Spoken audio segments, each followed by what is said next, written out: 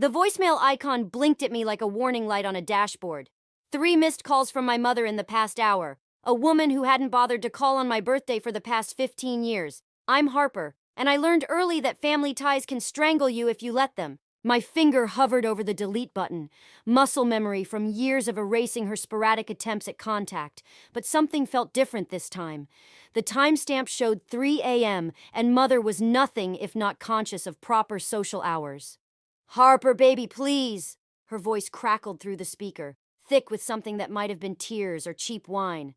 "I know I have no right, but I need you. We're in trouble, real trouble this time." I let out a bitter laugh that echoed off the pristine walls of my office at St. Mary's Children's Hospital. Trouble. When wasn't she in trouble? "Dr. Matthews, your 4 o'clock is ready." My assistant's voice through the intercom provided a welcome interruption. "Give me 5 minutes," I replied, but kept listening to the message. "Greg and we might lose everything. Please call me back. I wouldn't ask if—" The message cut off there. My stepfather's name sent a familiar chill down my spine. Greg, the man who'd convinced my mother that sending me to live with grandmother would be best for everyone. Greg, who'd made room in their lives for their perfect daughter Megan, while I became the family ghost. My phone buzzed again. Oliver calling. I picked up immediately.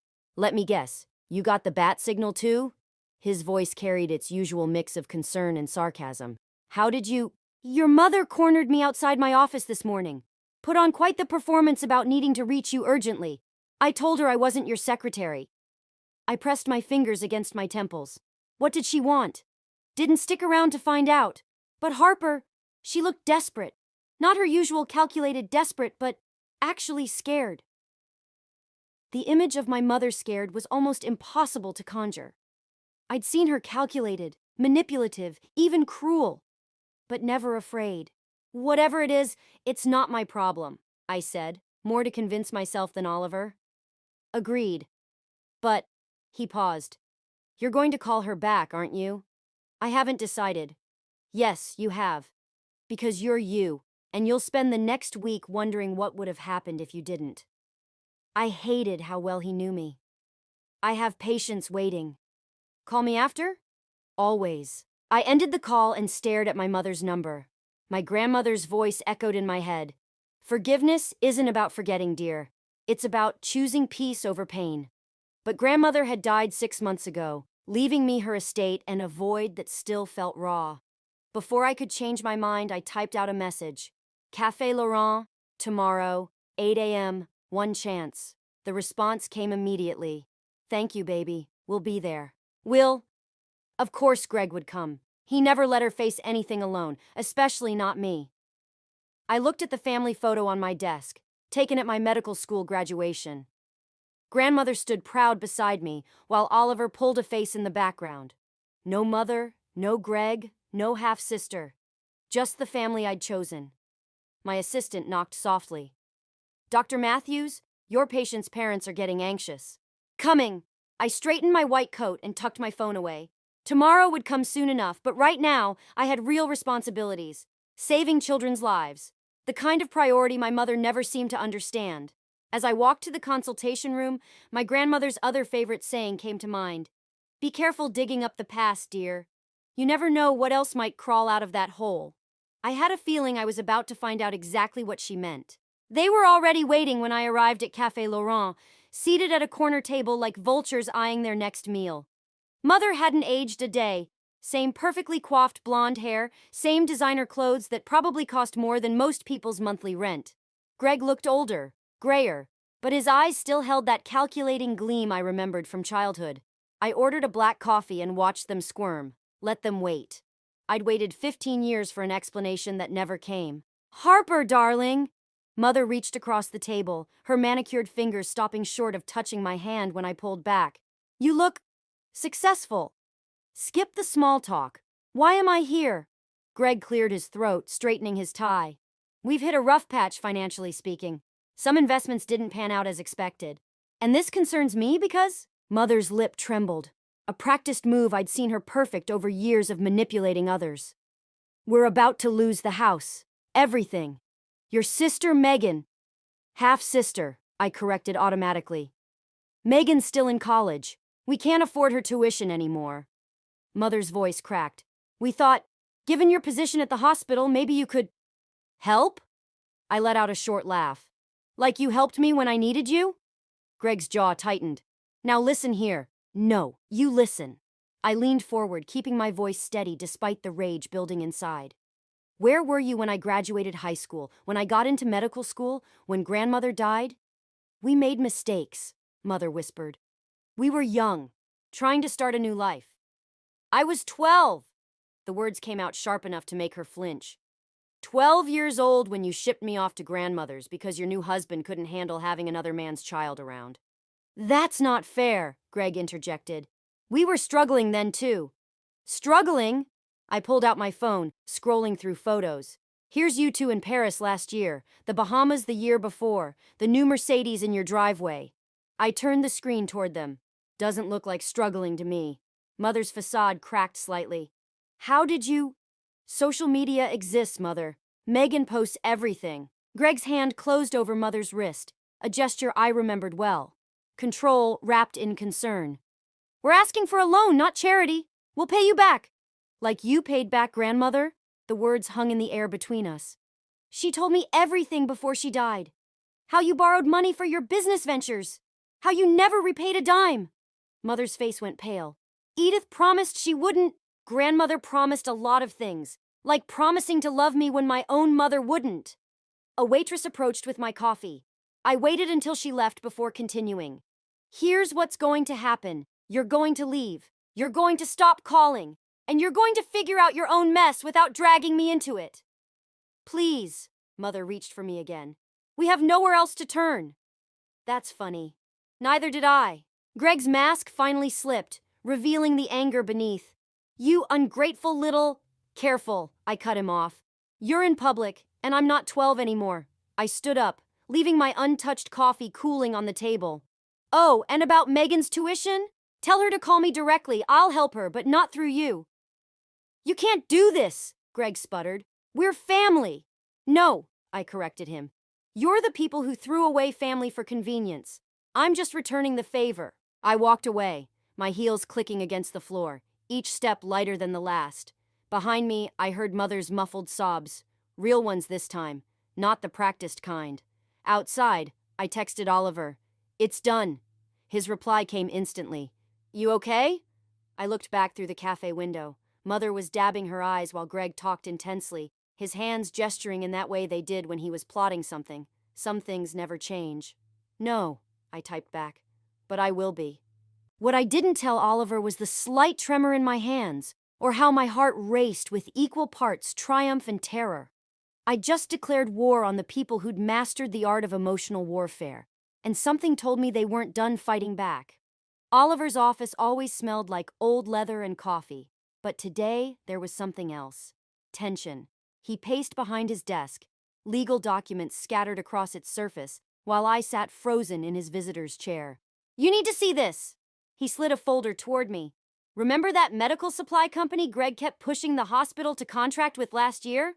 I nodded, remembering Greg's persistent attempts to get me to put in a good word with the board. It's a shell company. One of many. Oliver tapped the papers. They've been inflating prices, kickbacks, the whole 9 yards. But here's where it gets interesting. There's a connection to several private practices that went bankrupt after dealing with them. My stomach lurched. Grandmother's medical center? Closed 6 months before she died. Oliver's voice softened. Harper, I don't think that was a coincidence. The room tilted slightly. Grandmother had been devastated when her small medical center failed, but she'd never blamed anyone. Just bad timing, she'd said. These things happen. My phone buzzed. A text from Megan. Dad's acting weird. Shredding papers all morning. Mom won't stop crying. They're getting desperate, I said, showing Oliver the message. Good. Desperate people make mistakes. He leaned forward. But Harper, if we pursue this, there's no going back. Greg has connections and he fights dirty. So do I. I stood up, gathering the documents. I need copies of everything. Already done. He handed me a USB drive. But there's something else you should know. I did some digging into your father's old insurance policy. A knock at the door interrupted us. Oliver's secretary poked her head in. Sorry to interrupt, but There's someone insisting on seeing you, Dr. Matthews. Says it's about your grandmother's estate. Greg stood in the reception area, his usual polished appearance slightly disheveled. When he saw me, his face twisted into something between a smile and a snarl. Quite the coincidence finding you here, he said, though we both knew it wasn't. We need to talk. I think we're done talking. Really? He stepped closer, lowering his voice. Even about how your grandmother's medical center really went under? Or why your mother signed away your trust fund when you were 13? My heart stopped. What trust fund? The one your father left you. Substantial amount, actually. His smile widened. Your mother was so cooperative back then. Anything to keep certain secrets buried. You're lying. Am I? Ask Oliver. He's been looking into it, hasn't he? Greg glanced at Oliver's office door. Why do you think I'm here? Oliver appeared behind me. I think you should leave, Greg. Of course. Greg straightened his jacket. But Harper, remember, you start digging up the past, you might not like what you find. Some questions are better left unanswered. After he left, I turned to Oliver. Tell me everything. I was about to. He ran a hand through his hair. Your father left you a trust fund worth almost $2 million. Your mother was the trustee until you turned 25. Was? The account was emptied 12 years ago, every penny. The floor seemed to drop out from under me. She stole my inheritance? Technically, she had legal authority. But the timing? Oliver hesitated. It was right after your grandmother's medical center started having problems. Everything clicked into place. The sudden financial troubles, being sent away, grandmother's business failing. It hadn't been bad luck. It had been calculated destruction. My phone buzzed again. Another text from Megan. Found something in Dad's office. Need to meet. Alone. I showed Oliver the message. It's probably a trap, he warned. Probably. I grabbed my coat. But I need to know the truth. All of it. Harper! Oliver caught my arm. Whatever you're planning, be careful. Greg didn't come here to threaten you. He came to warn you off. That means you're close to something he doesn't want you to find. I thought of grandmother, working until the end to keep her medical center afloat, never knowing she'd been betrayed by her own daughter. Good, I said, heading for the door, because I'm done running from their secrets. It's time they ran from mine. Behind me, Oliver sighed. Just remember, revenge is a marathon, not a sprint. But I was already gone, racing toward a truth that had been buried for 15 years. And this time, I wouldn't stop until I uncovered every last bit of it. The box of grandmother's papers sat untouched on my kitchen counter for 3 days before I found the courage to open it. Each photograph, each document felt like handling live ammunition. Dangerous, volatile, ready to explode my carefully constructed world. My hands trembled as I discovered a letter dated just weeks before her death. The handwriting was shaky, nothing like her usual precise script. The doorbell rang. Oliver stood outside, holding 2 cups of coffee and wearing the expression he reserved for delivering bad news. You need to see this. He pulled out his tablet, pulling up financial records. Greg's been busy. 3 more medical centers, all driven into bankruptcy using the same pattern. I pushed aside the letter. How many lives has he ruined? That's not the worst part. Oliver hesitated. One of the doctors committed suicide after losing everything, left behind 2 kids. The room spun slightly. I gripped the counter to steady myself. Harper? Oliver's voice seemed distant. Maybe we should stop. This is getting dangerous. No, I picked up grandmother's letter. Listen to this. My dearest Harper, if you're reading this, I failed to make things right. The truth about your father's death. My phone buzzed. A text from an unknown number. Back off, or the hospital board learns about your grandmother's medical negligence case. Oliver read the message over my shoulder. What negligence case? There wasn't one. But even as I said it, doubt crept in. She would have told me, unless she was protecting you. Oliver started typing on his tablet. Give me a minute. While he searched, I continued reading the letter, my heart pounding harder with each word. Greg and your mother didn't just take your inheritance, they destroyed evidence. Your father's death wasn't an accident. The letter ended there, the rest torn away. Found it, Oliver announced grimly. There was a sealed case, settled out of court 15 years ago, right before your grandmother's medical center collapsed. The pieces clicked together with sickening clarity. They blackmailed her. Harper! They blackmailed her into silence, then destroyed her anyway. My voice sounded strange, distant. And now they're trying the same thing with me. Another text buzzed. Final warning! Walk away! I showed Oliver the message. They're scared. They should be. He looked up from his tablet. Because I just found something else. Your father's autopsy report was altered. The room tilted dangerously. I sat down before my legs could give out. I need air, I managed to say, heading for the balcony. The night air hit my face, but it didn't help. Memories flooded back. Dad's smile, his promises to take me fishing that weekend, the police at our door. Oliver followed me out. We should call the police. With what evidence? I turned to face him. Everything's buried under 15 years of lies. Then we dig deeper. He touched my shoulder. But Harper, revenge won't bring them back. This isn't about revenge anymore. I pulled away. It's about justice, for Dad, for Grandmother, for that doctor's children. My phone buzzed again. Megan this time. Found Dad's hidden safe. There are files about Uncle James's death. Dad's furious someone accessed them. What's going on? Uncle James, Dad's brother. Another accident 6 months after Dad died. Oliver. My voice shook. How many accidents can one family have? He didn't answer, but his expression said enough. I walked back inside, picked up Grandmother's torn letter, and placed it carefully in my safe. Then I texted Megan back. Keep the files safe. Don't trust anyone. What's your plan? Oliver asked quietly. I looked at the family photo on my wall. Dad, Uncle James, me at 6 years old, all smiling, all unaware of what was coming. They think they can bury the truth under threats and blackmail. I grabbed my car keys. But they forgot something important. What's that?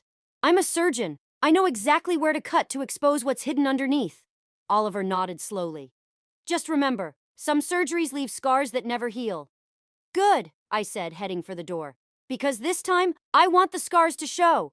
I met Megan at midnight in the hospital parking garage, her hands clutching a manila envelope like it might explode. She'd lost weight since I'd last seen her, dark circles under her eyes making her look older than 22. Did anyone follow you? Her voice echoed against concrete walls. No, but... I stopped as she thrust the envelope at me.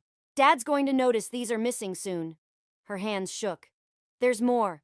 So much more, Harper. Things I never knew about our family. Inside the envelope, photographs spilled out. Dad and Uncle James at a construction site, arguing with Greg. Financial documents. A handwritten letter from Dad dated the day before his accident. Mom's been drinking again, Megan continued, pacing. Last night, she kept saying she was sorry that she never meant for anyone to die. The word die hung between us like poison gas. What exactly did she say? That's just it. Greg came home and shut her up before she could tell me more.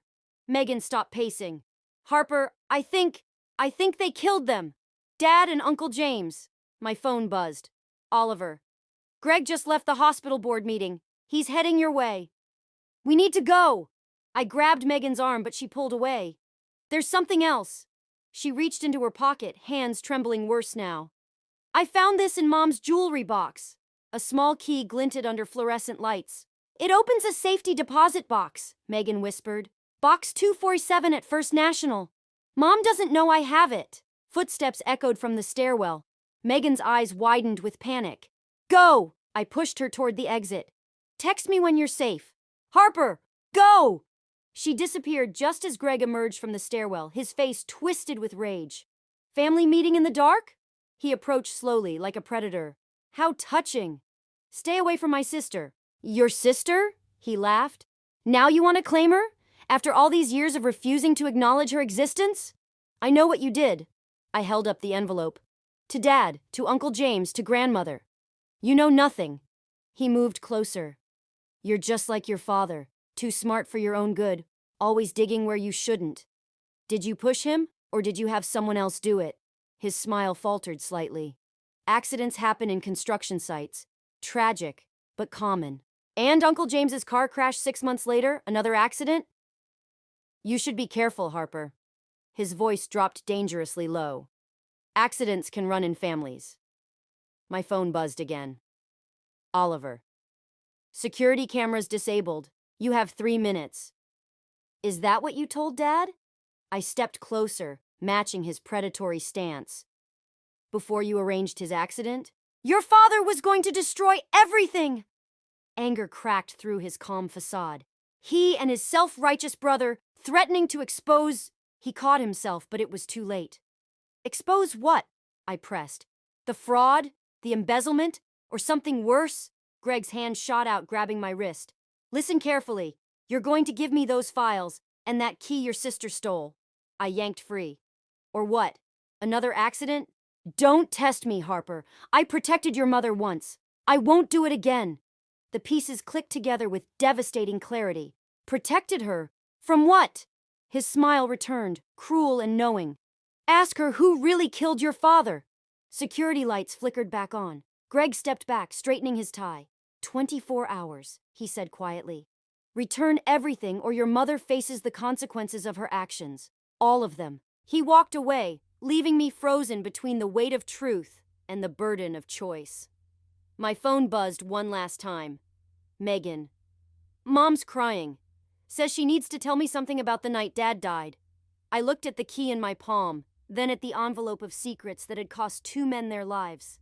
24 hours to choose between justice and protecting what little family I had left. The garage felt colder suddenly, echoing with the ghosts of choices made 15 years ago, and the ones I would have to make now. Some truths, I realized, don't set you free. They just trap you in a different kind of prison. The safety deposit box key felt impossibly heavy in my hand as I stood in First National's vault room. Behind me, Oliver kept watch while Megan paced nervously. 3 minutes until the bank closes, Oliver warned. Box 247 opened with a soft click. Inside lay a single USB drive and a yellowed envelope addressed to me in my father's handwriting. The vault door burst open. Greg stood there, flanked by 2 security guards. I warned you, he said softly. Now everyone pays. Mother appeared behind him, her face ashen. Harper, please! You don't understand what you're doing. I understand perfectly. I held up the USB drive. Dad's final audit report. The one that got him killed. Greg's mask slipped for just a moment. Officers, arrest them for theft. Wait. Mother stepped forward. There's something you all need to know. Diane. Greg's voice carried a warning. I can't. Mother's hands trembled. I can't keep lying. Mom? Megan moved closer to me. I killed him. Mother's words fell like stones in water. Your father. I pushed him. The vault seemed to shrink, the air thinning. Greg told me he'd take you away if I didn't. She continued, tears streaming. Said he'd make sure I never saw you again. So you murdered my father instead? My voice sounded strange, distant. He was going to expose everything. The fraud, the embezzlement. Greg said we'd lose everything. She reached for me. I did it to protect you. I stepped back. You sent me away anyway. Because I couldn't bear to look at you. She broke down. Every time I saw your face, I saw him. What I'd done. Greg moved suddenly, grabbing the USB drive from my hand. Enough confessions. Officers, these 3 broke into a private safety deposit box. Using my key, Mother interrupted. I gave it to Harper. Greg's face contorted. You stupid. It's over, Greg. Oliver held up his phone. Live streaming to the hospital board and police department. Been recording since we walked in. The color drained from Greg's face. You forced my mother to kill my father. I stepped toward him. Then blackmailed her with it for 15 years. Used it to steal my inheritance, destroy grandmother's medical center, and ruin countless lives. You can't prove. The USB drive's contents are already uploaded to the cloud. Oliver smiled grimly. Along with your confession in the parking garage last night. The security guards exchanged glances, then moved toward Greg and Mother. Harper! Mother reached for me one last time. I'm so sorry. Sorry doesn't bring back Dad, or Uncle James, or Grandmother. I turned away. It doesn't give me back the years I spent thinking I wasn't worth loving. Please, she sobbed as the guards approached. You chose him over me once. I met her eyes. Now I'm choosing justice over you. The next hour passed in a blur of police statements and questions. I watched them lead Mother and Greg away in handcuffs, feeling nothing but a hollow emptiness where revenge should have tasted sweet. Later in the parking lot, Megan touched my arm. What happens now? I looked at my father's unopened letter, still clutched in my hand. Now we rebuild. Without them. I knew, she whispered. Deep down, I always knew something was wrong. I just didn't want to see it. Neither did I. I hugged her, the first time I'd ever done so. But we don't have to carry their sins anymore. Oliver approached with his phone. Hospital board wants to meet, and the police have more questions. I nodded, feeling the weight of victory pressing down like lead. You won, Oliver said quietly. But standing there, watching my sister cry while my parents faced justice, it didn't feel like winning.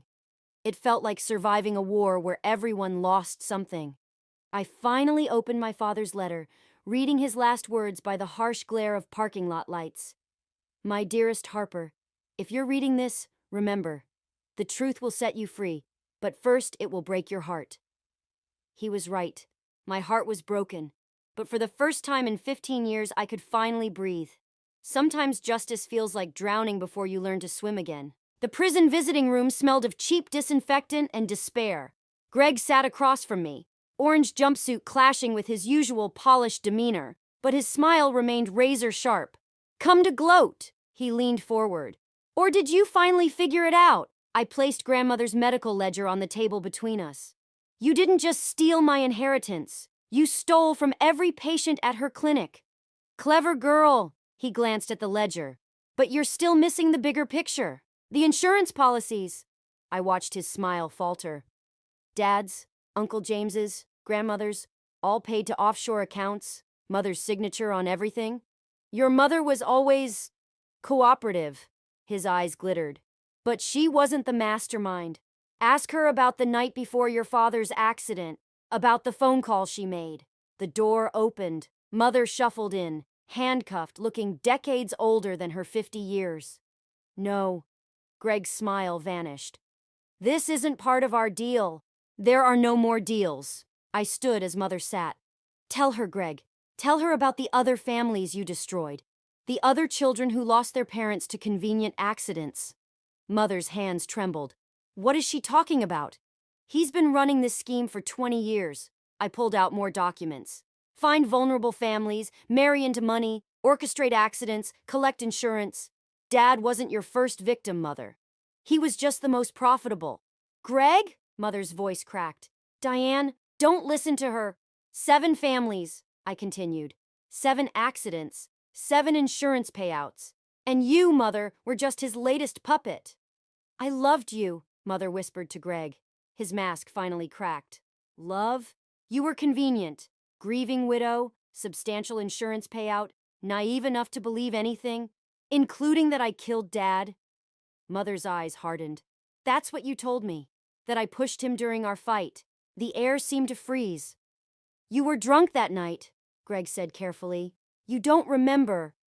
I remember everything. Mother's voice gained strength. I remember calling Dad to warn him about you. I remember passing out after you drugged my wine. I remember you leaving at midnight. And I remember you coming back covered in concrete dust. Greg lunged across the table, but the guards were faster. As they restrained him, a paper fell from his pocket. A letter in Mother's handwriting. Your confession, he spat. Insurance against exactly this moment. I picked up the letter. You mean this confession? The one where the signature doesn't match Mother's handwriting from 15 years ago? His face went slack. Grandmother taught me well. I smiled grimly. She kept every birthday card Mother ever sent. The handwriting analysis was illuminating. You can't prove... The FBI already has everything. I stood. Including testimony from your previous victims' families. Did you really think I'd come here without making sure justice was certain? Harper. Mother reached for my hand. I'm so sorry. I should have... Save it. I pulled away. You may not have killed Dad, but you chose this man over me. Over and over. What happens now? She whispered. Now? I gathered the documents. Now, Greg faces multiple murder charges, and you face accessory charges for helping him destroy evidence and steal my inheritance. You'd send your own mother to prison? You stopped being my mother the day you sent me away. I turned to leave. Grandmother taught me that family isn't about blood, it's about choice, and I choose justice. Greg's laughter followed me out. Just like your father, so righteous, so certain. He had that same look right before. The door slammed shut, cutting off his words. Outside, Oliver and Megan waited. "It's done," I said. "You okay?" Oliver touched my shoulder. I looked at the prison walls, thinking of the two people inside who'd stolen so much from me. But they hadn't stolen everything.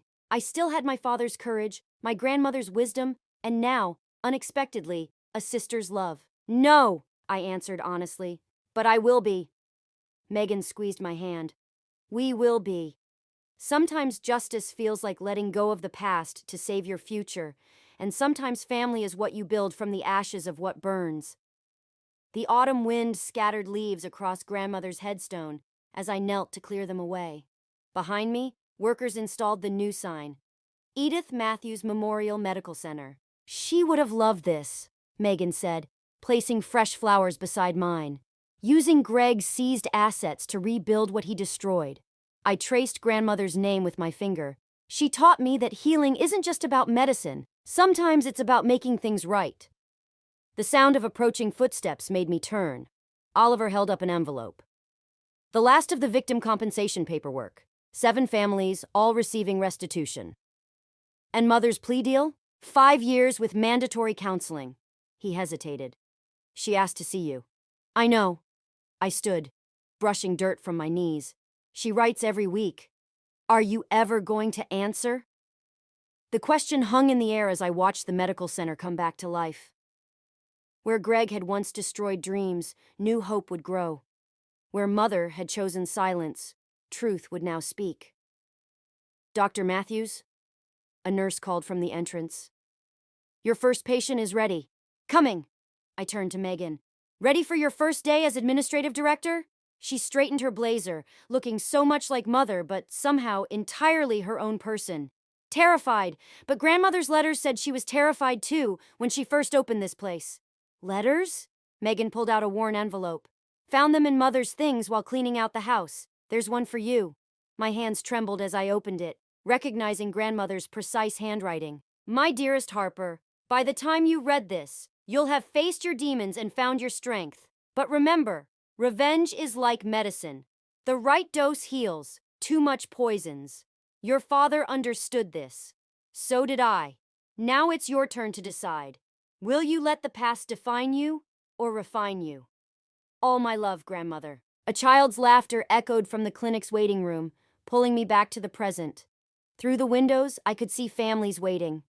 Not unlike those Greg had destroyed, but now with a chance for healing instead of harm. "The board approved your proposal," Oliver said. "Free treatment for victims of domestic abuse and their children." "Good." I folded grandmother's letter carefully. That's what this place was always meant to be. A sanctuary. "Harper," Megan touched my arm. "Mother's release date is in 4 years. When that day comes, we'll deal with it then." I cut her off gently. "Right now we have patients waiting." As we walked toward the clinic, I spotted a familiar face in the waiting room. The daughter of one of Greg's victims, now grown, holding her own child. She caught my eye and nodded slightly. Understanding passed between us. Some wounds never fully heal, but they can become bridges to help others cross their own troubled waters. "Dr. Matthews?" The nurse held out a patient file. "Your first case, 7-year-old girl, father recently deceased, mother struggling." I took the file, remembering being that lost child, thinking I was alone, but grandmother had shown me another way. Now it was my turn. "Tell them I'm coming," I said, straightening my white coat.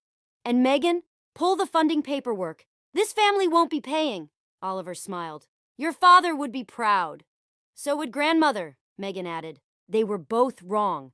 This wasn't about making anyone proud anymore. It was about breaking cycles, healing wounds, and building something new from the ashes of the past. The morning sun streamed through the windows, casting long shadows behind us but lighting the path ahead. Sometimes the best revenge isn't about destroying your enemies. It's about building something they can never tear down again. I pushed open the exam room door, ready to help another family find their way through the darkness. Some legacies are written in blood, others in hope. I chose hope.